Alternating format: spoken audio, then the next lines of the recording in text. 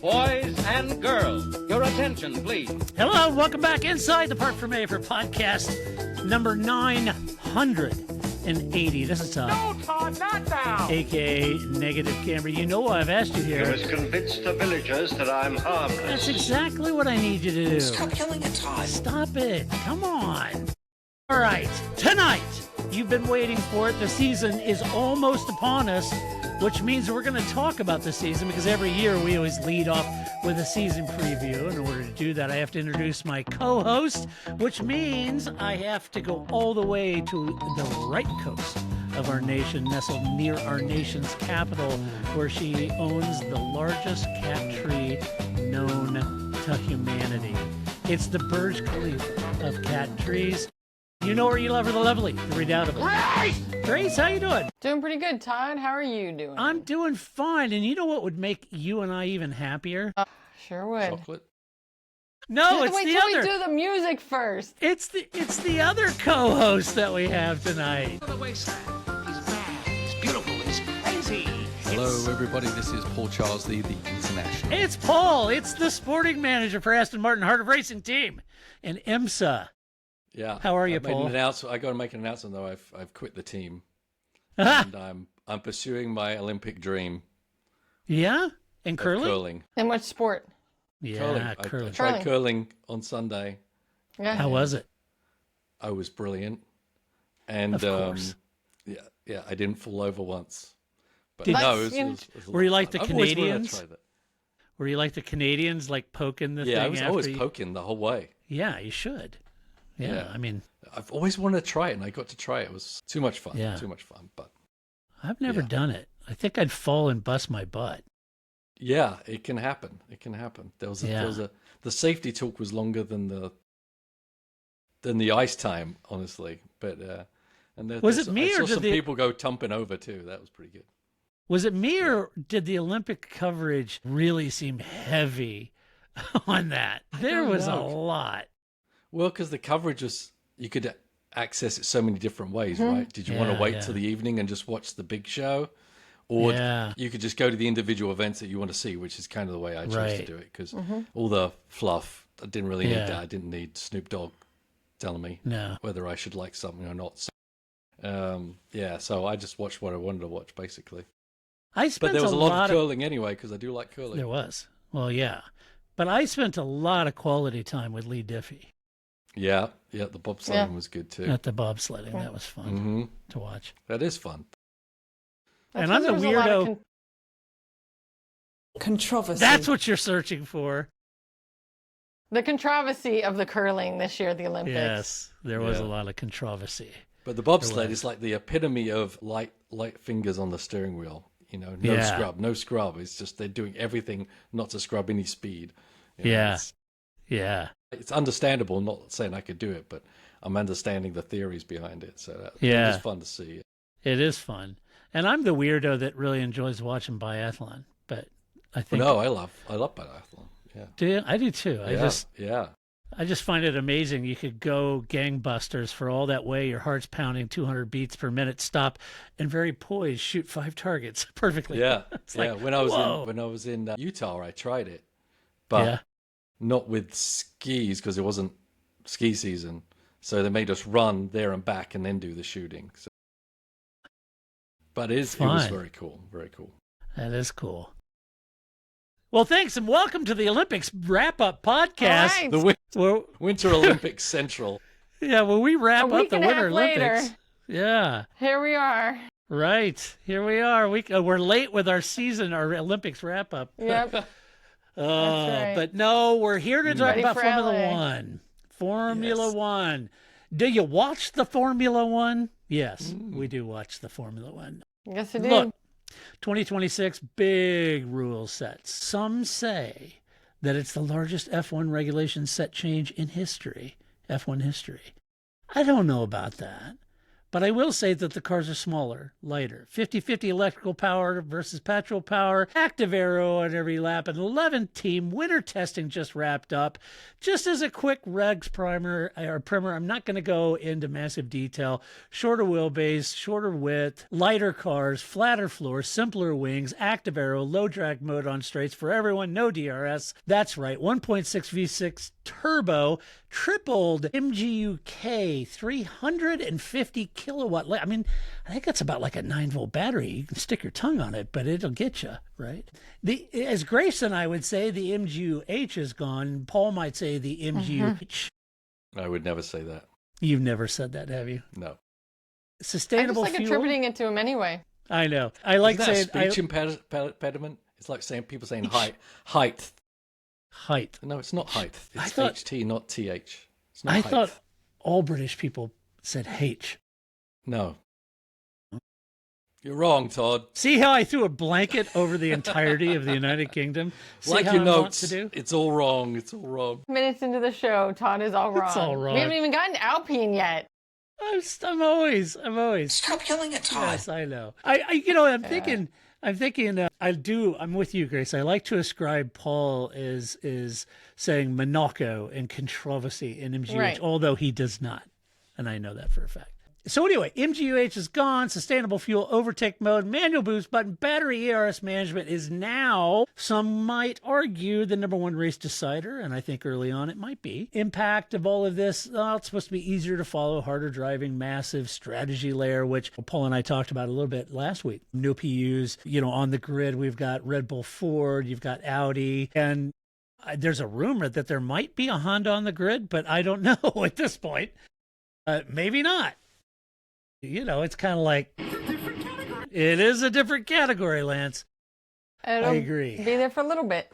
Yes. So we had a lot of testing. Mercedes, tons of laps. King of mileage. Ferrari had some really strong runs as well. Aston Martin, just 128 laps. And after the Australian race, maybe 130 laps. Who knows? Fastest overall, Charles Leclerc. Common media theme coming out of testing was it's Mercedes, Ferrari, McLaren, Red Bull. Top four dominate. We may change that prediction. We'll find out as we get into this, and we'll find out. Because, yes, I did throw up some very wrong predictions at the end of this podcast. I logged into this podcast, and the first things that Paul and Grace told me is my predictions are horrible.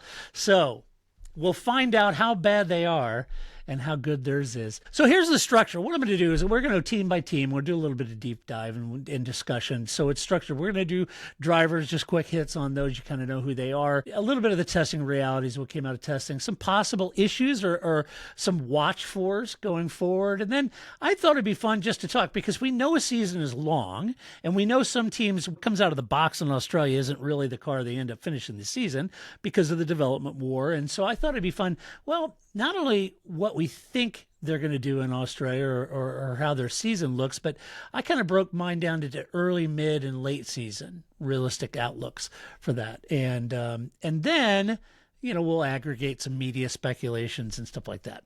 We're going to start at what the media has termed as the testing rank number one, the paddock favorite for the Australian Grand Prix, which is Mercedes. Everyone knows, of course, we're dealing with George Russell, Kimi Antonelli, 19-year-old. George, experienced leader of this team. Most laps overall in testing, metronomic poise really all through all testing sessions. Antonelli, second fastest overall. They overcame some early downshift issues, some PU gremlins that they had a little bit, slowed some of their testing on a day or two, but they seemed to overcome that. Really, the issues for me and watch fors is rookie pressure on Antonelli in a real high electric era, energy harvesting consistency on twisty tracks like Albert Park, pneumatic issues that they were having, will those recur? Those might be a bit of an issue. And I look at their overall sort of early season, I do think they should show up really strong and possibly maybe 1-2 finishes could be at least strong qualifying efforts I expect out of them. Mid-season, I think the title fight is there for them if the upgrades and if they nail this battery deployment, which is really the big unknown for all the teams as they come in. And then that leaves really just the development war late season. It could fade on them if everybody catches up on energy management, how the strategy is playing. And also, I think, as Paul and I mentioned last week, it kind of comes down to track by track by track, right? They're going to be designing these energy mapping strategies for each track. And I think Grace and I actually mentioned that too. So really, the outlook for me is, clear testing winners. The media hype as champions, I think, is kind of realistic. But to challenge that, they didn't really do a lot of full race sims, in testing. And I think differing tracks may expose something very different about this Mercedes. We'll see. But I'm going to throw it out to Grace because, as Paul says, she gets grumpy if she didn't go first. No, she doesn't. She doesn't. She's charming and witty and very magnanimous. Just the text after all the texting after the shows, and she's like, I know, who right? do you guys think you are? I can't believe you let Paul go before me. So Bunch not of what jerks. Grace does. I love Grace's No, because text. really, I go to sleep. After that, she's out. So we'll start with Grace. Exactly. Mercedes test outlook, watch for is any driver specifics, but ultimately, what's your overall vibe for Mercedes coming out of testing headed in this season, Grace? I did just want to say that you take good care of us and you always put together good notes for us, and I appreciate that you pulled together like their ages and their cars, but I was like, George is 63. Man, Todd, that's harsh. He dresses like an old man. It does Out there, sound like an old man. I was like, out there in his athleisure. Come on, George. yeah. And his nephew Kimmy. They do. It does look like they're just palling around in the London Underground together, right? So Him and I his think grandson. he just tousled his hair. Would have been perfect, right? Here's a My son quarter. Kimmy. Kid, get yourself an ice cream. Yes. George keeps saying, hey, I used to be the new kid, and this was like 2 Right. years ago. All of Yeah. a sudden, Right. he's the old man. That's right. Right. That's Right. right. Happens. Time sneaks up like that. Sure does. I mean, I think that what will be interesting, I mean, you're right. The hype train is all on Mercedes. Yeah. I think that people want to see them, rise up from the ashes. Like they were very successful with Lewis. Yeah. And they kind of weren't. And now people would like to see him be successful again. And they have the track record of that. So I think it's believable in a way that other teams I may not believe in being as successful. But I think that, Mercedes is there. But I do think that this is going to be, while Russell isn't 63, he is not, a spring chicken in Formula One years anymore. So I think it would be interesting to see him in the title battle. And I hope it's with somebody other than Kimi. I think it is not as interesting when it is your teammate, right? It's much more, especially Mercedes will manage that much better, right? And it'll be much more corporate. Now, they have such a good they don't have history of Nico managing Rosberg. that. They did so well. They did they so don't have well. Nico Rosberg at the team. Yeah, true. So I think that, but I think George and Kimi, it would be a different story. So I don't think that'll be as much fun, but I think we really need to see what George is made of, right? Because he has that very clean cut, like, I'm George Russell, I tell dad jokes, right? Like, I really want to see him really get worked up. And I think if he is up in the front and he's battling with, Oscar and Lando and Max and Lewis Hamilton, that would be great. I think that would be really fun to kind of get to see what he's really made of, because I think it's been very corporate for George so far. Yeah, it would be interesting. Paul, certainly the hype is all there. The mileage is all there. The performance seemed to be there. We talked a little bit about last week. Yeah, it was in Bahrain, but will it be in Australia? And will the differing circuits start to expose something about this car that we didn't see? Or is Barcelona and Bahrain different enough to feel like they're going to be relatively solid on most circuits? How do you see this team going into the year? I mean, they sure did their homework, didn't they? And they definitely have a history of doing their homework in the big rule changes, and that they've come out smelling like roses, and they've looked through the rule book, and they've stretched the rule book, pardon the pun, and they've just come out with just a solid motor and combination that they've stretched their pistons too. Well, that's what I meant. Yeah. Well, So, I know, but you're very delicately suggesting that. I'm a subtle person. I'm subtle. I know, like to throw it. I don't need to throw it in your face. You have I'm just gonna slide it I in don't. there. We're gonna get into Those who got it the first time deserve to get it. That's all I can say. Anybody who didn't get it doesn't deserve your humor. That's right. That's right. But I mean, it's very impressive what they've done, and all the other teams that inheriting that engine are very, very lucky also, and they're just rubbing their hands like, woof, we went with the right pick then. Yeah. So And I don't Like Alpine's probably pretty damned happy right now, they're very happy. whereas They're Aston very not happy. unhappy. Yeah. And I think there's been enough miles, as you say, they had the most miles. Yeah, the differing tracks, but I think because they got the most miles, they're not necessarily, when they're doing the testing on the track, running programs for that track. Yeah. If you know what I'm saying, it's like they will do a simulation of running Monaco somehow while they're running in Bahrain or whatever, just so they can kind of mimic what they're going to be coming up against over the whole year. So I think they've just got more data than everyone. So I see them struggling less than anybody as the season goes on. The driver lineup, I think, is going to be really interesting because you got old man George, and he's he's not old, right? But he's a Well, he is in dog years. History. He is in dog years, but he comes from a different world than Kimi does, even though they're not separated by that many years. Yeah, and he has a deep history. His expectation is he's still number one and he's gonna win the championship. And I know you're calling Kimi a rookie, but he's not a rookie this year, right? He had a whole season already. Right. no, So correct.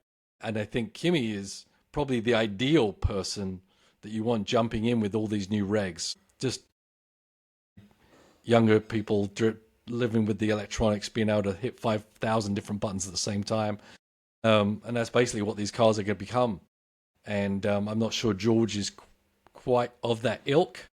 But George did such a good job last year. Yeah, he did. Under the radar for the most part, but he kept himself in the game, and he had some really, really good results in a car that wasn't probably shouldn't have been there half the time, but just by being mistake-free and just being very methodical about his race weekends, he got it done. And his ideology behind that and what he did last year, I think, was really going to serve him well for a championship run. Yeah. I don't see him cracking under pressure. See him, he's got a bit of an ego to him, but you have to have an ego to be demanding, and I think that's what he's going to do. But I don't think Kimi's going to be too far behind him. We're not going to see a Red Bull situation where it's just George leading the pack. And we can go over where you've got him in the driver's standings, but I think Kimi's going to be a lot closer. He's going to get race wins. I see it. Ultimately, I'd peg George just a little bit above Kimi, but I don't think he's going to be too far away, really. Yeah, that's, there's a really good point there when you think about, Kimi in his first year, super young, had some incidents, stuff like that, early part of the season, even mid-season. But there's no doubt what we saw at the end of the season, we saw him really start to come on song. He put in some fantastic drives late season and seemed to really get comfortable with the car. Now, a lot's changed. But to your point, Paul, he's young, he's of a more digital age, or at least digital generation. I was curious, and when I was doing this, I was thinking, do I really feel like Kimi's going to be that far off George now?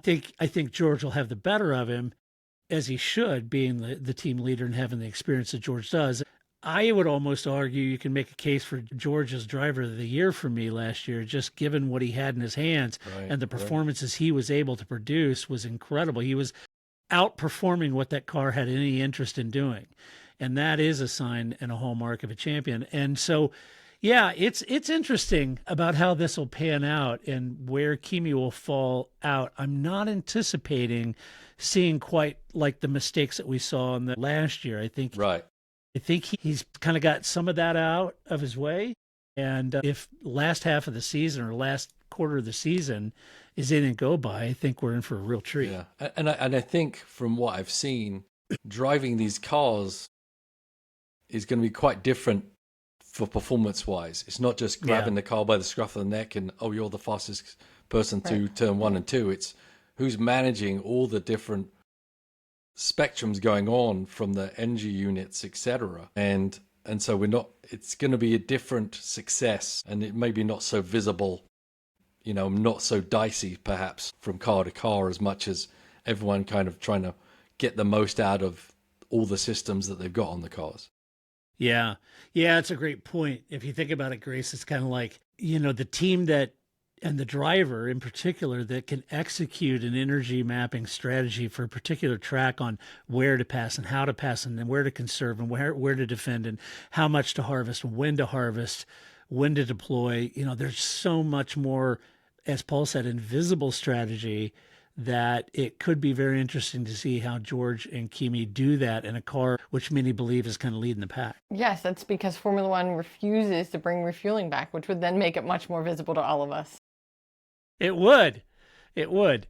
It'd be much more fun. I mean, but I think, and as we've talked about, right, the graphics, I think whatever, Apple TV, Sky, whoever's broadcast you're watching, I think that or whatever the Todd's international still not sure provides. what he's watching. I have no idea. I feel like I just needed to get a VPN and get Sky Glass or Sky Q or whatever the hell it is. I don't know what I'm... Make sure they send you the red button. Yeah, that's right. I need the red button. I'll be watching on Apple TV. So I don't know, but whatever you're watching, I just think that I hope that they have somebody who is technical, that can speak to it, and that they have graphics that can actually show you something. Again, I think that Formula E has been through 700 iterations of their graphics at this point, so there's something there that to be learned, or IndyCar even, right? That have some of these features to the engine, the energy side of it. Maybe somebody other than Ben Collins, I'm thinking. I'm just saying, during testing, he pretty much got all that wrong, didn't he? I don't know, poor guy. He took a beating in social media for that one. Did he?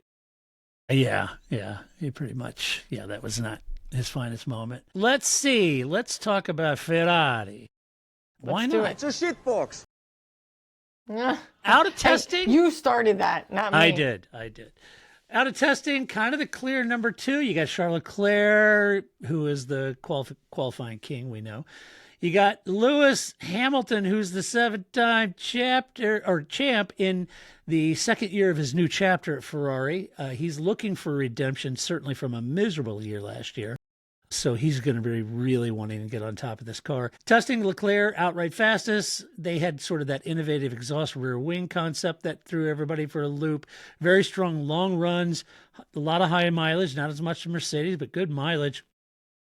I think rear grip inconsistency in the early testing was kind of a talking point. And then Hamilton adapting to the new car. We talked about this a little bit. I know Grace and I have, and I know Paul and I have. When we think about just certain eras, right? You had 2014 came, and it just seems like Danny Ricciardo just couldn't get on song with that regulation.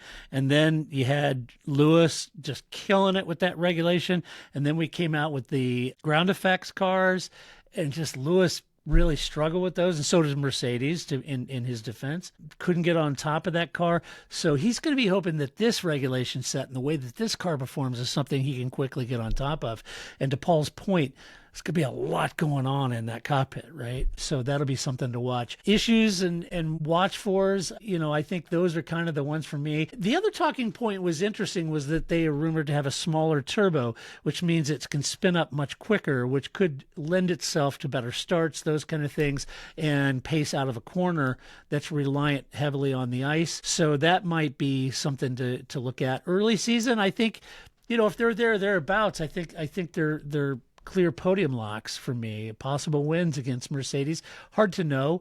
Are they title contenders? I don't know. If the dynamic balance improves, maybe the drivability, if we can see the consistency over a couple of different kind of tracks, I think it could be there. Mid-season anyway. I think the late season really comes down to, for a lot of these teams, is a real development race. We know the development war is there. Could they end a decades-long drought? Maybe. Or in true Ferrari fashion, they could slip to McLaren as McLaren develops, right? That's a very real possibility. As a Ferrari fan, I can tell you. A lot of bold predictions the media have for them. They're talking about Ferrari ending their title drought and plausible pace, et cetera, et cetera. But I think Mercedes showed better consistency on long runs, so we'll see. But Paul, we'll lead off of Ferrari with you. We know the struggles Lewis had last year. How do you see Ferrari coming out of testing based on mileage and long-run performance? How do you think they'll do? I think they're looking really strong. I think they're a bit more of a mystery as to how strong they actually are. They could be, honestly, the equal Mercedes, and I wouldn't be surprised. Think they could be sandbagging and testing a little bit? Yeah, I think they could be a little bit, and they're obviously coming out with some tricks and some ideas, and some of them seem to be pretty powerful. Yeah. And, they seem to be pretty buoyed by the whole thing and pretty confident. I certainly, as I said, think they're the ones that I think are most likely to be able to beat Mercedes, and they could be ahead of them right now, and we just don't know. I was trying to put my fantasy team together on another fantasy team that you guys aren't allowed to be on. Fine. Nice. Sure, my other fantasy team Thanks. with my real friends. Yeah, with the The people other I one that really win, like. right? Sure. But I was like, Yeah. in this one, you have to pick everything before the season. I was like, if I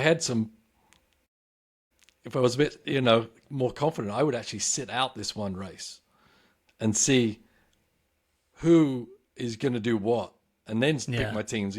Throw the points away from race one just because it's so unpredictable. But I think the good news is for Ferrari fans is it is a competitive car, and it will be competitive, and it will have a chance to have race wins. Can it be consistently there? We just don't know. And is there innovations, that like the start line innovations and is that enough to push them ahead of Mercedes and be able to control the field? Right. There's way more questions than there are answers, but it is very exciting to see it. Now, who's going to be the predominant one out of Charles and Lewis? I still got to say Charles is probably the most likely to be able to bring that car to the forefront and be running for a championship up against. Yeah, I would agree with that. What do you think, Grace? Ferrari besting your team McLaren, or do you think this is all grandstanding by Ferrari? I love all of this. Sounds great, except that it's about Ferrari. Really? Have you people never watched this team? Come on. This is just like extra preseason Ferrari. This is it, boys. This is our year. We're going to do it. Didn't you see our wing? It goes this way. We're going to win. It's Ferrari, right? Like, I have no belief in this team. I have less belief in this team because I have more recent proof that McLaren isn't going to just be leaving me in the doldrums all season. So I like it. I'm going to ride for this week. I'm just going to ride the preseason Ferrari joy, but I don't see this lasting because I think this is always what happens to Ferrari. Everybody's like, this is it. I got one more thing to say about the Ferrari thing is that why I pick Mercedes versus Ferrari, the team, is because yes, both of those engines have multiple teams running that engine as well. Mm-hmm. And with the evolutions that these engines and everything is going to take, they're always going to be number one in line for the new upgrades, the new innovations. The other teams, even McLaren, will not be getting everything that Mercedes get at the same time. And because the escalation of innovation is going to be very steep in these first few months, that's why I think they're going to kind of separate themselves from the herd. Yeah, there is that element. You've got Red Bull Empire running 4 cars with Red Bull engines. You've got 6 Ferraris running and 8 Mercedes running, and maybe no Hondas in Australia. All right, Certainly not running right now. They're still trying to. But I will say, I do think that having watched Alonso win 2 championships, basically on the fact that Renault could get off the line faster than everybody else, I mean, maybe they really do have something for Ferrari this year, right? If lines getting the great start and just pulling out in front of everybody, if it worked for Renault, why not? Yeah, never know. Maybe Ferrari have that illegal traction control this year. I'm just saying, you know what I mean? Flexi floor, flexi get your wings. championship. Yeah. Get your championship. Yeah, I'm holding out as a long-suffering Ferrari fan. I don't want to get my hopes up.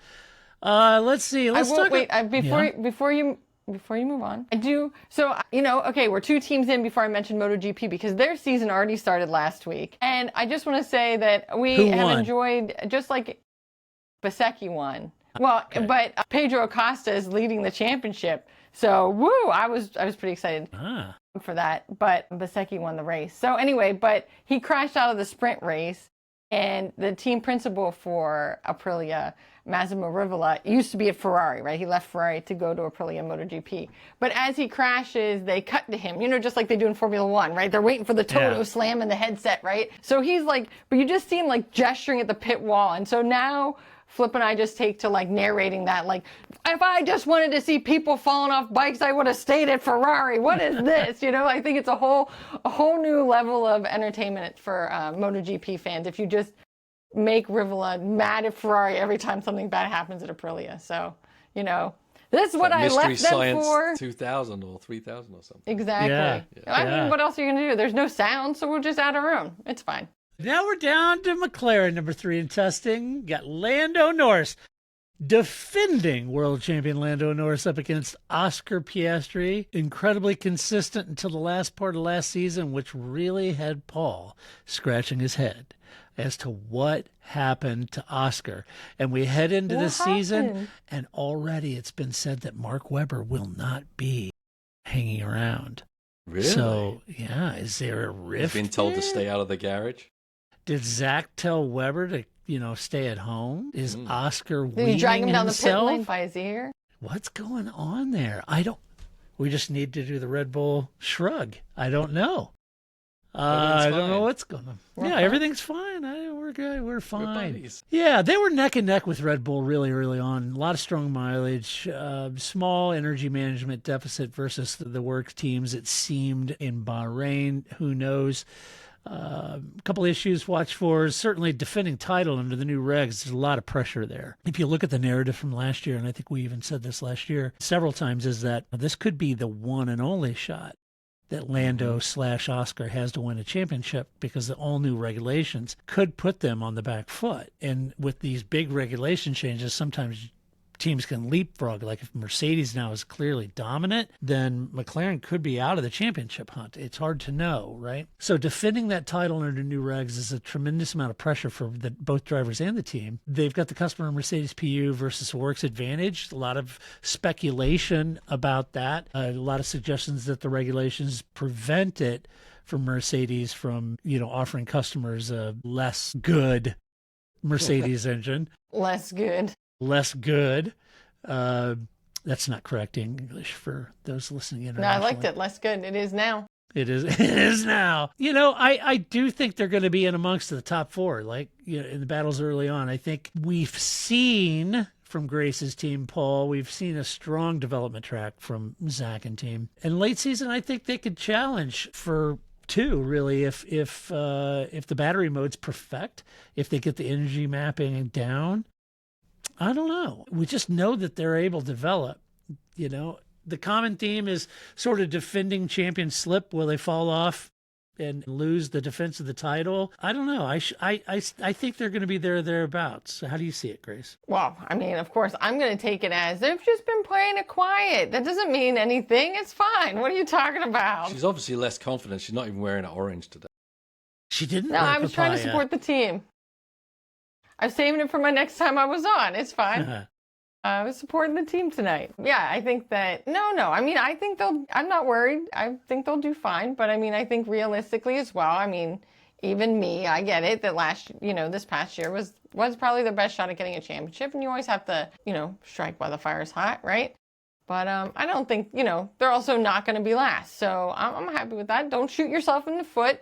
Make good progress. Keep moving forward. And I'm just going to, again, similar to the Ferrari preseason disbelief, I'm going to the other way. I'm just going to have some preseason belief in McLaren, and we'll see what happens in Australia. But before we go to Paul, I did also want to say, you all remember the your friend the F-Duck, right? The McLaren invention of a few years ago. It's been a minute. So that is also now shown up in MotoGP, the old F-Duck. So it's on Aprilia's bike, but they use the rider's elbow so that when they turn the bike, that's what shuts off the air. So they can't get them on the movable aero. Your driver's moving around too much. What are they doing in there? They're supposed to be being safe. That's just cool. what they do, and close off that air for them. So the F-Duck has come around again. It's now How about that? working in MotoGP over there. That's tricky. But yeah, Who said innovation was boring? Yeah. exactly. Exactly. I thought that was pretty cool. So, you got to be paying attention to the other sports. But I think McLaren, I have all faith. It's fine. We'll see how quickly I end up back in the doldrums again, because I don't actually still ever believe in McLaren. But we're good. It's preseason. They're going to do great. They'll be fine. Yeah, I remember many years ago, I was chatting with some MotoGP content creators, super good guys. And I made the comment, because I was an F1 nerd, so this is many years ago, but I made the comment about, weight is the enemy. in Formula One. And I Yeah. have to think on those bikes it is too. And I have to think that, the heavier the driver, you got guys with metal plates and all kinds of repairs. They're, going to be slightly heavier. And they were laughing at me thinking that was such a joke. And I get it. Those things put down massive torque, and I get it. And then I was talking about aero, and I was thinking, well, the aero, when are they going to get some trick aero to really manage the airflow? And it was like, well, they have the cowling on the front. And I was like, yeah, but that's not real aero, right? And they all made fun of me, Grace. Who's You got it laughing now? I hope you now? like it. Huh? I hope you're happy. Yeah. I hope you're happy. It's Weight all is over the place. enemy. If you can put a winglet, it's got it. Yeah, Yeah, put because winglets I was everywhere. saying poor Mark Webber over here starving himself to death because he's taller Yeah. and he's heavier. Every ounce matters, right? So, okay, I stand, All right. vilified. Not vilified, redempted. Okay, so, Paul. Yeah. Whatever you want to go with there. Well, I was vilified initially. Now I'm validated. That's the V word I was looking at. There you go. Yeah, I There you knew go. I'd get it out sooner or later. It's a gust of gravity there had me held down. Paul McLaren. Yeah. Are they going to be rendered just to fight it out with Red Bull behind Ferrari and Mercedes, or do you think they can defend their title? I don't think they can defend their title. But I don't think it's all doom and That's gloom. a big prediction. I think, as I spoke about before, with the engine bleed down of technology and different levels, and Mercedes engine 9.2 versus 9.3. Do you I think that Mercedes won't give McLaren the stretchy pistons? Well, they will give them the stretchy pistons, but slightly used ones, kind of like Yeah, right. spandex. Pre-stretched. Pre-stretched. We had Yeah, we had Jensen ride around his bike a couple times before we gave these to you. It's like Levi's acid wash. We've already washed them a little bit with some sand for you. Yeah, you don't need to. Yeah, so I just don't see how they can be on. But what I do see is that as the season gets on, as all these things are learned, the gap will get smaller and smaller between the Mercedes engine and the McLaren's Mercedes engine. Yeah. And the technology bleed down. And I think that with McLaren's ability to innovate, as we've seen along the season, that will bring them to be very competitive by the end of the season. I just think it's going to come too late. But I think for next year, I think they will have a really good chance. I just don't see how they can do it this year with how everything has to flow of information. But Okay. But speaking Let of me ask you F-ducts- this. Yeah? No, I'm just saying what is going to be. There's going to be so many F ducts this year. It's going to be Yeah. crazy because It's all be you know, around energy mapping, though, I would I mean, imagine. there's going to be so many things. Oh my God! Look what they just did. Then everyone else is going to jump on it, but there's going to be diminishing returns on that, and it's all going to just kind of get narrow and narrow. But like We Ferrari's used rear wing. Anthropic and its algorithm to design our energy mapping for Monza. Yes. Yes. So let me And- ask you a question, Paul. Okay. Just a think you philosophical question, since you brought it up. Well, I did ask you a question. This would be called a follow-up question. Okay. Gotcha. Yeah. I wasn't trying to spread any Bonus Controversy. What's that? Bonus points. Bonus points for this answer. Yes. Yes. It can all be yours if you only name your lover in Bolton. So last year, if they are not fighting for defending the championship, Mm-hmm. then the question becomes, do you see Oscar, if they're quite a ways off Mercedes, do you see him saying, oh, the hell with it? I had one chance last year. I feel put upon last year. I'm not doing this. I'm going to go try to worm into Mercedes or somebody with a Mercedes engine. What do you think? I think he would probably be thinking about that, but I think his options are a little narrower than they were the first half of last season. Okay. Because I think opinions on Oscar have changed a little bit because they've seen Yeah. chinks in his armor that no one, even certainly not me, saw were coming. So you asked the whole grid. I think they did it during the summer break. If you had to replace someone, who would you pick? Everyone was like, out of Lando and Oscar, everyone was just, Oscar was the first pick out of everyone's mouth, all the people down pit lane. And I think what happened at the end of last year kind of took a little edge off of that, the Oscar love and mania. So I just don't. I think he would start looking. I just don't know where he would go. I guess Ferrari would be the most likely option if Ferrari have Lewis. a car that he would want to go to, right? I don't see. A Mercedes could be an option too, I guess. If you know. Well, we I know feel like, Toto has no love for George. Right. I think Toto's going to be behind George for this year, but I think that's going to be probably the end of it. Then it's Kimi's turn. Yeah. But then why would Oscar go to a place that Kimi's the number one too? So true. Yeah, it's a difficult place to know. I think he would be looking. I just don't know where he could find a home that would be a better place.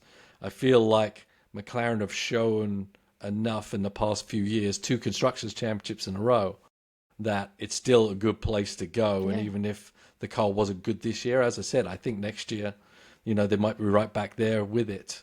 And that's where Oscar he's probably better in his head, even if it's not a brilliant car this year. I think it's going to get better. That's the better place to stay and wait for the evolution to come back around to him.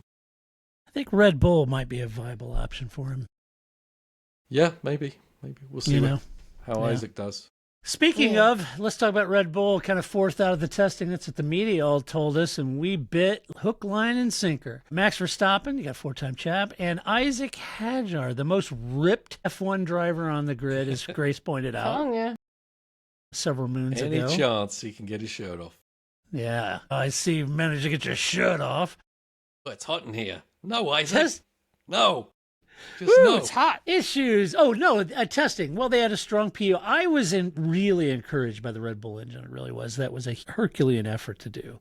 And I really applaud them because they had a lot of good mileage. Yeah, you had, McLaren and Ferrari and Mercedes seemed a little bit more on the pace, but, Isaac had limited laps. He had some reliability issues and a couple of spins, et cetera, et cetera. But I really think they did a fantastic job so far. I'm real encouraged to see how they do in anger. It's a new power unit. Certainly, you got to think there's going to be some teething issues along the way. Only 2 teams running it, so it's 4 cars running it. They're not harvesting the mass amounts of data, which Paul pointed out earlier, that you would see from Mercedes and Ferrari.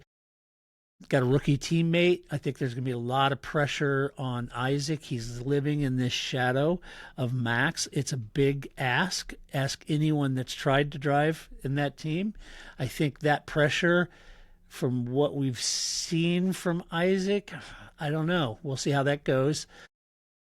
And I'm curious if they don't have a bit of an energy harvesting gap to Mercedes, but that could have been testing. Hard to know. I think early on, Verstappen, if there's any wins, it's going to be because of Max, in my opinion. Mid-season, I think they could have some recovery if Ford upgrades land as far as energy mapping and how they're harvesting and deploying. That could be a bonus. And then I don't know if they'll be in the title hunt. It could be if they make some massive steps on the aero in the car and how it performs with the engine. It's hard to know. But I think Verstappen, is going to carry any sort of win. I think, the veracity of that statement is high. But team-wide, I think some of the struggles are real with a brand new engine, out of a brand new engine program. I think that'll be, real. Not uncommon by any stretch of imagination. I think Audi will share similar fate. But, yeah, we'll see. Grace, what do you think about Red Bull? I know what you think about Red Bull. I don't even need to ask you. Has she changed her opinion since Horner left? Not the really. Only reason I don't like Red Bull. She doesn't like Max either. She's a I Max don't like hater. Max, the race car driver. Right. I don't know. We share too much love for cats for me to completely hate him. But True. Very true. On track Max, right? Yeah. I'll give him that. No, I think I have a lot of high hopes for Isaac. I think this could be the driver that breaks the curse of the second seat. And even if that's not true, it'll still be better. Right? Like that was the whole thing coming out of last season was that, yeah, Red Bull had all these points just for Max. Now, so let's, if you have Max and Isaac and they're both pulling in a lot of points, boy, wouldn't that be great for that team. So I think that I have a lot more faith in Isaac. I think that he will have a good season. No, is it going to be a Max Verstappen season? No, but that's not what we're really asking from him either. I think as long as he's a solid number 2, he can be consistently up front and racing with Max. I think that will do wonders for Red Bull this season. I love your optimism. Don't think it'll happen. Listen, Paul, if you can have your Ferrari optimism, I can have my Isaac Hadjar optimism. Okay. It'll be fine. I don't see that happening. I don't think Isaac is a Max, but Paul, do you think Isaac's going to deliver I didn't say anything? he was a Max. Well, you I'm said he's just going to be saying there, he's going to thereabouts. do well. Okay. So do you think He's not going to be last. Well, fine. I think he might. No, I don't. Paul, do you think he's going to deliver anything more than Yuki or Lawson? Absolutely. Yeah. Yeah, I mean, Yeah, I agree with Grace. I think he's actually going to do it's going to be a real good job. I think, I don't enjoy his tantrums on the microphone, and hopefully him being on the big team and having Max Verstappen as a solid number 1, like he's not fighting with his teammate to stay alive in Formula 1 anymore. He's right. Just keep it quiet there, kid. I think that could really serve him well if he can keep himself under control. Do you see him doing better than Perez? Yes. No, I don't. Not better than Perez. Yeah, actually, yeah, Perez in his last year for sure. Yeah, I think he's going to be closer. I think good. From what he showed on track, he did have a couple of blips, but it's a different mindset last year. It's his rookie year. Everything's new. He's trying to, stake his claim on being a Formula 1 driver. He kind of did that, and he got a promotion out of it. And so he should be a bit calmer, a little less, amped up about, look at me. So, his job's different at Red Bull, and I think that will actually do him all kinds of good. And just the upside of that, Paul. Points. The upside of that, Paul, is different management and no helmet Marco. Right. So maybe that pressure won't be there. Yeah. I mean, I think the whole Red Bull organization is different without that, without the trap door at any moment. Yeah. But I think he showed really good raceability. I think he's way better than Yuki. I mean, his racecraft was way better. His competitiveness, his speed was way better. And I think he's just going to carry that through. So I think he's going to be a good backup for Red Bull. I'm very impressed by Red Bull and their engine program, Ford program. Mm-hmm. But it is a new program. You can't just come in your first year and expect to be exactly at the same level as Ferrari and Mercedes are at. But I think they've done a very impressive job. So I think that alone takes them out of any championship equation for Max. Yeah. But it doesn't take... I think he could still be a top 3 in the championship just because he's Max, and I think they've done such a solid job with it. I see them as equal to McLaren right now, and we'll just have to see how that development of the engine program and the reality of not just building an engine for a test, but building multiple engines for seasons, for a whole season, race after race after race. It's a very different logistical and a problem to deal with. Yeah. Right? Not just creating one, creating multiple, creating everything on time, making sure that process is all clicking with the cars on the track and all the different tracks they're going to go to. Yeah. That's you can only learn that, as James Vowles did in Williams, by doing it and learning those mistakes. Yeah, agreed. James said sometimes you got to break things to fix them, right? Yeah, knowing my luck, actually Ferrari would have been just showboating, and they'll drop to actual 4th. It'll be Red Bull in 3rd and battling McLaren for 2nd, and Mercedes will be like 2014, a second and a half, a lap farther ahead than anyone. That's the season we're up for. So I hope not. Hey, this next team, I'm kind of excited about this next team. I don't want to oversell this, really. We're at Aston already? No, sorry. Yeah, 5th place. Nobody's on that. It's a different category, Paul. What are you smoking if that was true? My goodness. Yeah. I'm not overselling this, but I am telling you folks that Haas put in fantastic mileage in that Ferrari engine. They look balanced. Their entire trajectory just looked really improved over testing. I like their livery. It's one of the best on the grid, I think. I think last year, Paul, some unforced errors from a rookie-ish. You would expect that from Ollie Behrman. But like Kimi, late in the season, we saw some really good performances from Ollie Behrman. I mean, mature drives, holding off, much vaunted drivers behind him. And I think Ocon knows how to score points, and I think Ayo Komatsu has put pressure on him. He's going to have to start delivering consistently, right? Or he's not going to be there. So I think that's going to light a fire under Esteban. And we know when he's on song, he can score points and he can be fast.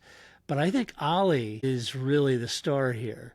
And I think he, like Kimi, you suggested at Mercedes this year, I think he could and should take wing this year. And with a car that put in the mileage and the reliability, the PU reliability, it bodes well for consistency across a 24-race calendar in my mind. I think they could be regular Q3, regular in the points early on. I think midfield, if any of the leaders sort of stumble or have some attrition, like you're saying, some of that engine problems, those kind of things, I think they'll capitalize. They could be there to capitalize. I think late in the season, they could be solid 5th, 6th. That's if Alpine hasn't completely pulled a blinder this season, and if Williams can't get back on track. But I feel positive about this team, Paul. Really? I do. You do? Yeah. I'm Apparently more than you do. Yeah, and it's not about the team. I think they did do a solid job, and they do have a good engine behind them. Anyone with a Mercedes or Ferrari has got to be feeling fairly good.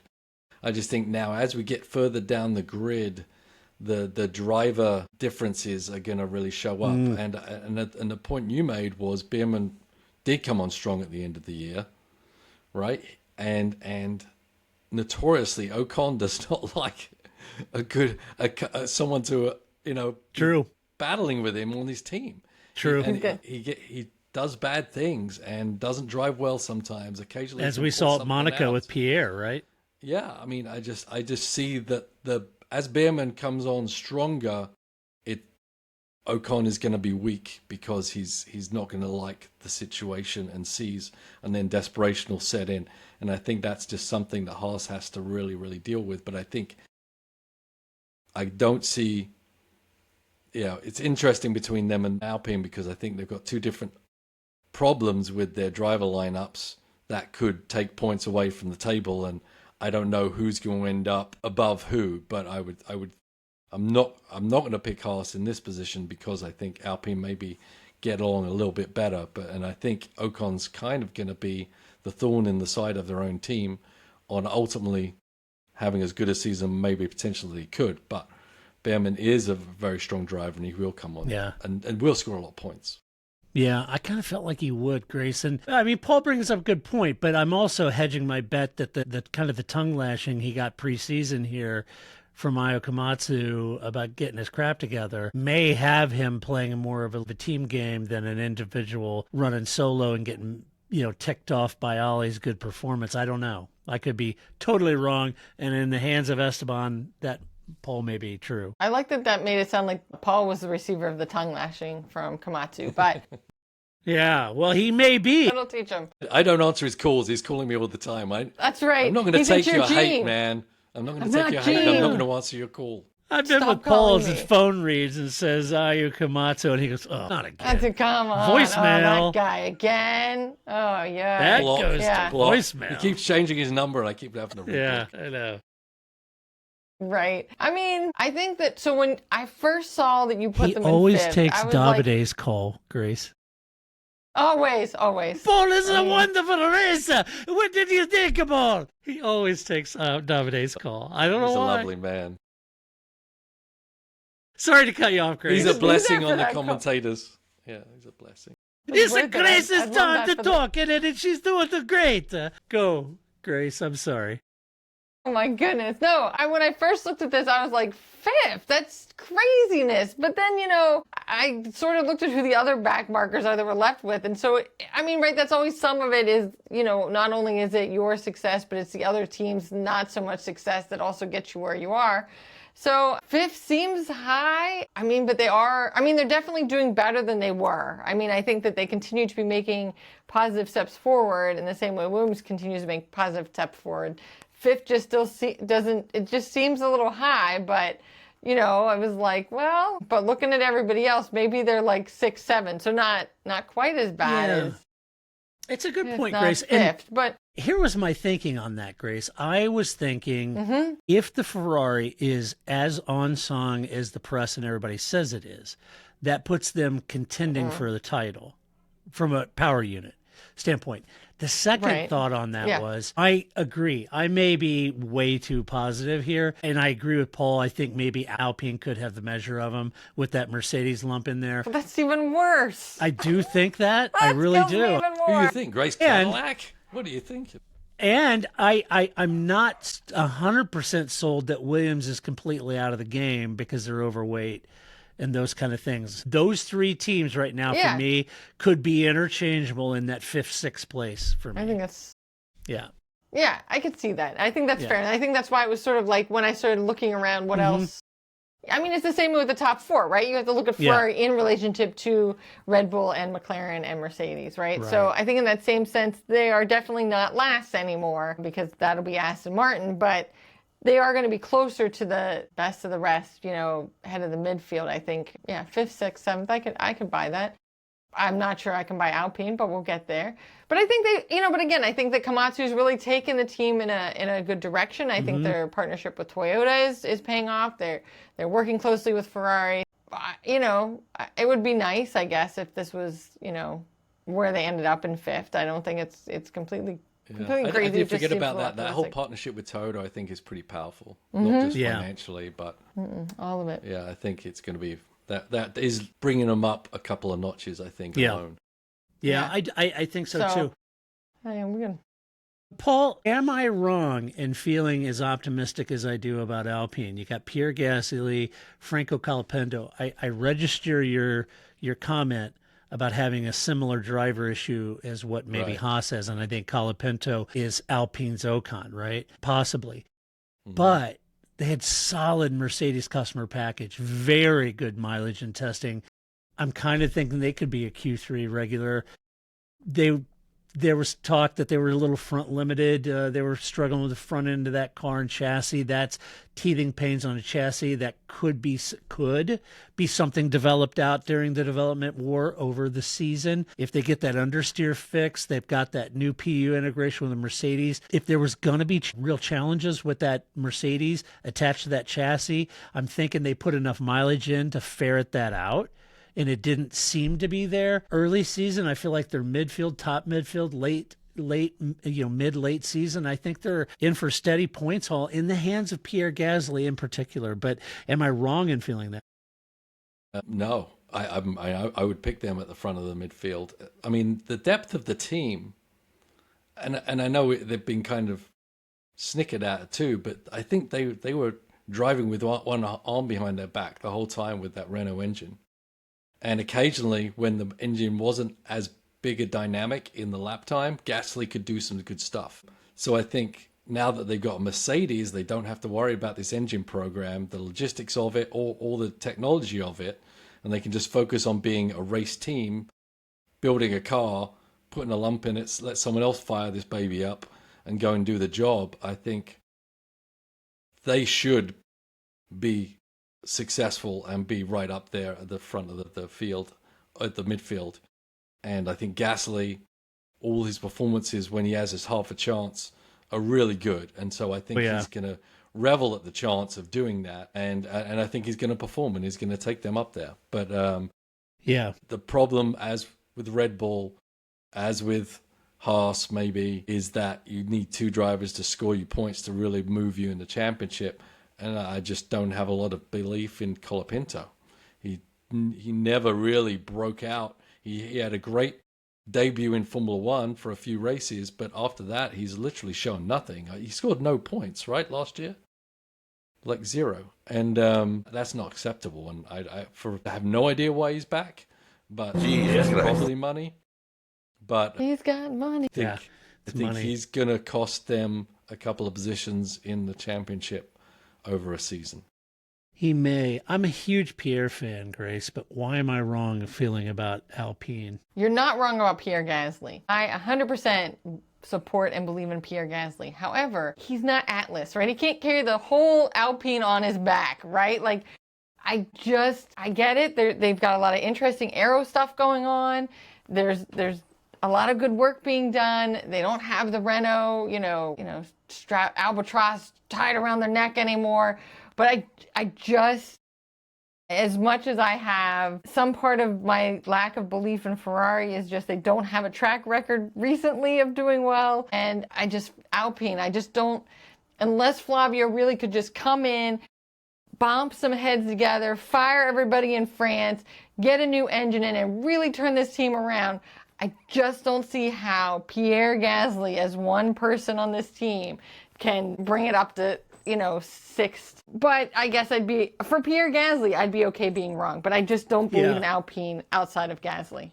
Yeah, I think, just to put the right framework around this, if you aren't one of the top 3 teams, then it really isn't about the Drivers' Championship at all. It's all about the Constructors' Championship for everybody that's beyond third. So if you think Mercedes, Ferrari, McLaren are your top 3, then everything else is about constructors, right? And to Paul's point, and well taken, and I even, considered that when I was looking at it, both drivers have to score points. It's all about the Constructors' Championship, and in order to do the Constructors' Championship, both drivers have to score points. We saw what happened to Aston Martin last year with Lance out of the points and Fernando being the only one scoring, right? And I think that's... this year. And that could be an Alpine issue, and it very well could be a Haas issue, leaving room for either Racing Bulls, but that's a loss in Lindblad. Lindblad is a rookie. That could leave very much a lot of room for 2 proven point scorers in Alex Albon and Carlos Sainz. So I agree with that. Let's see. Let's talk about Racing Bulls. Very much like Red Bull, running the Red Bull powertrain, Red Bull Ford powertrain. They've got Liam Lawson, Arvid Lindblad, who is a rookie now, looked good in testing, worked on the braking quite a bit. They've got a lot of high mileage under their belt. Lindblad had a lot of days and decent days in testing. That's good for getting some mileage down. I do think they're in that midfield, solid midfield. It remains to be seen. I think they've got to be got to be fighting in that points battle early on, and maybe potential setup and development over the year improves them. Maybe they can make a shot for the top of the midfield, but I don't know. You feel like that's how that shakes down, Grace? Well, I think that to me, the only interest I have in Racing Bulls is how to see how well Lindblad does, right? I think that's all I am interested in watching Red Bull. I'm over Liam Lawson. You're done with Liam. Stick a fork in him? Yeah, pretty much. What is he bringing to this table? And he doesn't even, his unboxed videos are only mildly entertaining. So what use do I have? No, I would really, but I think to see what, Arvi Lindblad has, where it'll take him with Red Bull, I think that's what's really interesting about this team for this season. Yeah. What do you think, Paul? Yeah, I think they're definitely not going to have as good a season as they did last year. Hadjar and occasionally Lawson were able to really fight pretty high up in the standings, and I just don't think it's the lineup. And once again, the new engine program is really going to help them make those gains and shake it up there in Q3s and top 10s as much. Definitely capable of doing it, but I just don't think it's going to be as frequent as it was last year. I think Lawson basically plateaued. He came in and he's kind of stayed the same. We haven't seen a lot of maturity out of him. Occasionally he has pace, and he makes some bad decisions in racecraft as well. So because he hasn't made those gains, I don't see it changing. There's no reason to think it's going to change now. And so, the team's kind of building for the future at this point. I don't think Lawson is a part of it. I think he's just kind of filling a hole till they figure out all the other stuff that's going on between the two teams. Lindblad is going to be an interesting one to see. Seems to be a good head on his shoulders. So I agree with Grace. Not a lot going to come from these stables, except maybe the newest Red Bull driver, and see how well they can do and if they can kind of lift the team up a little bit. Yeah, kind of how I feel too. Let's talk about your friends, Paul, over at Audi.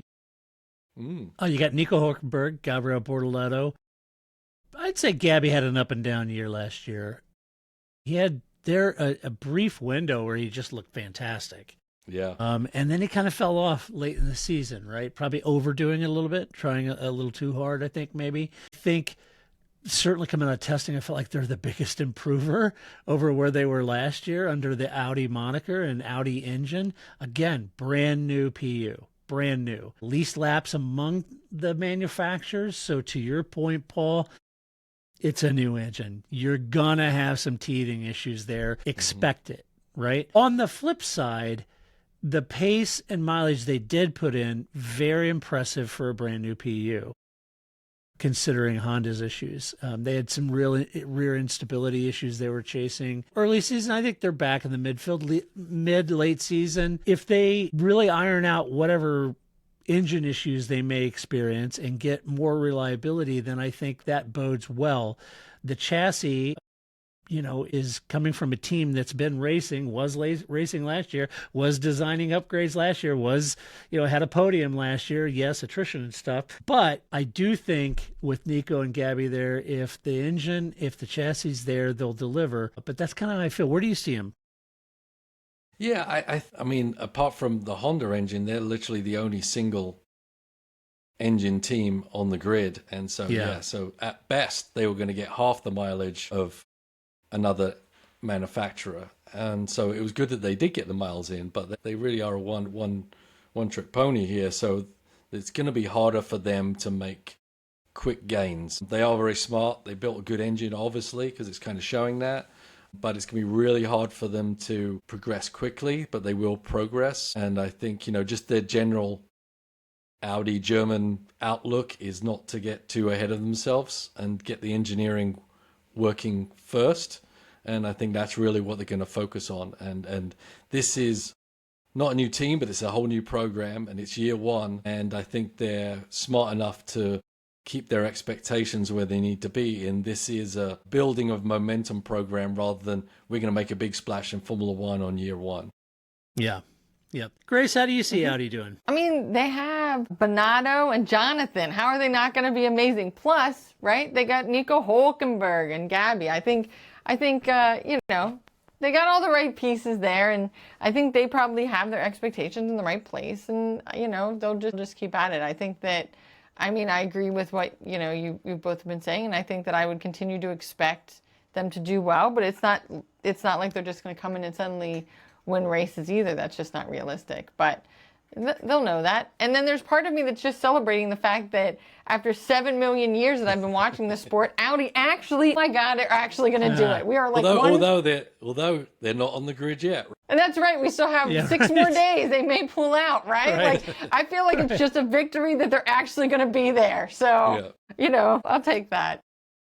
Let's see. I got it in the sensitivity of time where I went to. Oh, running long. Okay, so I was doing too much chin wagging. So we got to talk about Williams. Alex Albon, Carlos Sainz, big signing from last year. Good mileage, heavy, overweight car, aero limited, uninspiring times during testing. What to watch for? Weight reduction. Paul and I mentioned it last week. That's not easy to do, folks. There's just not an easy way to take weight off a Formula One car. You got Sainz who adapted to his new environment last year. This is all new regs, all new car. There's a lot to adapt to here. I think early on, midfield-ish. Again, it really boils down to the development war, I think, mid and late season, whether they can get up into and be a leader. But to Paul's point, Paul, you've got to be able to have both drivers scoring points, and we know both of them can do that. Yep, that's for sure. I think the strongest lineup in the midfield, driver-wise. I think I have complete faith in James Vowles to right the ship. Although, as you say, Todd, it's not easy to take weight off a Formula One car when they're literally, from day one, building a chassis. They're trying to make it as light as they can. It's not like we found the spanner. Oh, okay, we're good, guys. Keep fire up, go. Hey, do we need this big chunk of lead for any reason? What do we... It was in the drawing. Yeah, right. Yeah. It was supposed to be 6 inches. No.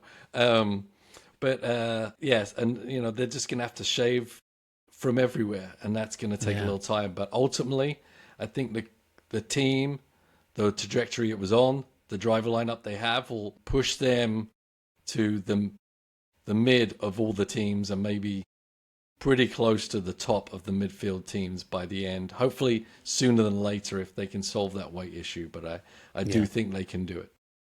Anything to add, Grace? I think that in James Vowles I trust. I think if anybody can do it, it's James Vowles, and I think that's where we all stand on this. And irregardless, they'll have the best unpacked videos, because the more Alex Albon, Carlos Sainz content we can have, the better for this world. So I think they'll do. Grace's motivation here. Yep. There you go. Yeah, I mean, right? We have like 50 races in a season now. I got to do something to entertain myself, right? In Vowles we trust.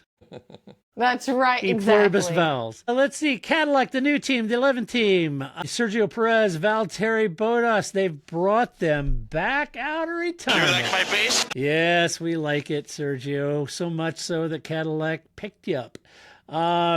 Decent mileage. Seemed to be a relatively balanced car, no big disasters. For testing, had a couple issues, but they are a Ferrari customer PU, right? And that's good if the Ferrari is on song. Some tire management on low downforce. It'll be interesting to see how that chassis works in high and low downforces and how it handles tire management with these new compounds. That'll be an interesting challenge for them, I think. Very much like Audi, I think they're going to be getting their sea legs, learning how things go, learning how a team functions.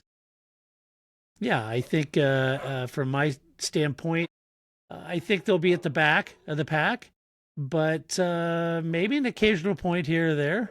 They've got a couple of drivers that know how to do it. But what do you think, Grace? Cadillac? I think that Team Rubens will be just fine, and they'll be chugging along at the back, but I think they'll learn a lot, and I think it'll be exactly, I think that's where we expect them to be. I'm not expecting, unlike Audi, which has more experienced people on the team, right? They were Sauber, they got, Bonato and Jonathan. I don't think Cadillac has that same sort of advantage. So, but, they got two experienced drivers. I think they'll be fine. Yeah, Paul, how do you see it? Yeah, I think they're actually in a better position than they expected to be, because purely they're the 11th team, but they're not the 11th worst team right now. And they are not. Right. And I think manufacturer money only pays to 10 still. Is that right? Yeah. Unless that changed. And so if they can take this and run with it while Aston is still struggling, they may actually be able to get 10th and get a lot of money for their program for the next year, which is not something they were expecting to achieve, I don't think, in the first year. But they've got a goal. They've got a goal to beat somebody right now. Beat Aston. Right. Rather than just showing up and learning the ropes. And I think that's actually a fun thing for them to do, right? Yeah, that's a great point. You're right. Well, speaking of Aston, you've got Aston Martin, Fernando Alonso, Lance Stroll, catastrophic testing, only 128 laps, Honda battery issue. It isn't harvesting the right energy. There's vibration issues. This is the new Adrian Newey chassis that everybody was really excited about. The Honda issue is extremely serious. It's, it could be a reliability snowball, really. The energy management, learning deficit. You got to want, Newey's influence. He said it was late. They're too late. That, they lost 2 or 3 months or something. Everybody's running for the excuse hills, Mount Excuse, trying to come up with the reasons. Yeah, at this point, they're possible last place DNFs in the first of the season. And then we just read today that they're not even really planning on racing in All-Star. They're going to show up, try to qualify with 107%, run a few laps and park it. And that is a galactic failure by anyone's measure. Yeah, it certainly is. And we were talked about after postseason, I was so impressed with how all these teams came together and got everything going. The dump of changes was insane, and I was so impressed with how all the teams came to these tests and got so many miles. And unfortunately, Aston Martin are the little runt of the pack that are falling back, and here's the lion coming back to get them, right? The weakest link, and it is pretty catastrophic. Yeah, I mean, they're sending people from their team to Japan to try and help them fix this engine. And even if they fix this vibration issue, which is then causing battery issues, they're starting at ground zero already, and the season's a third of the, I don't know how many races it's going to take for them to actually get an engine that can actually run a Grand Prix weekend.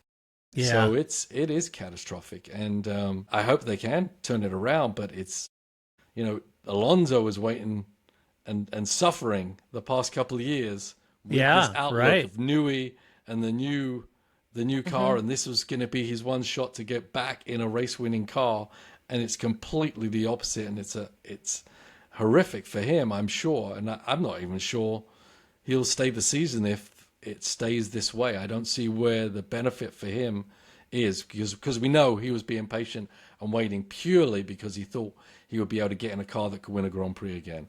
And if he's not winning races, he's not going to be interested. Yeah, I agree. Yeah, Grace, it was kind of... No, it all went wrong! It all went wrong, Grace. I'm right. Alonso didn't go to Aston Martin to be GP2 engines again. Like, what did this man do in a past life? I swear. Honda has just hamstrung him. Every time he's teamed up with Honda, GP2 engine, now it's going to be this all over again. He's got to be thinking, why am I always getting saddled with this Honda issue? I just don't. But the thing is, too, is that, like, everybody that's interacted with, like, the story coming out of Honda, this is consistent with what happens with Honda. I'm not saying that they can't develop a good engine or a good car, or they can't be successful. That's not what I'm saying at all. But this sort of like, they're not, like they don't have enough, I guess, aggression, or, this is what happens in MotoGP. This is like Honda's story is consistent. So I'm not sure how everybody keeps ending up with Honda going, well, it'll be different this time. It won't. It takes them a long time to kind of get their heads wrapped around the thing, and they really want to like take their time and get the calipers out and the protractors and measure everything, and there just isn't time for that kind of development, and this continues to happen to them and every team that goes with them. So with that point in mind, do we think that Honda's ideology never evolved with the pace of Formula One? I mean, they obviously had a massively successful engine program in Formula One, with Senna, with Piquet, all the way through Max. McLaren. Yeah.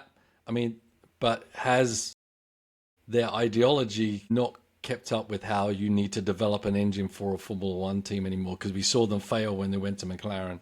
And eventually they did come right, because then... Eventually, but it took them a long time, right? And are they just not ready for prime time enough? And that's it.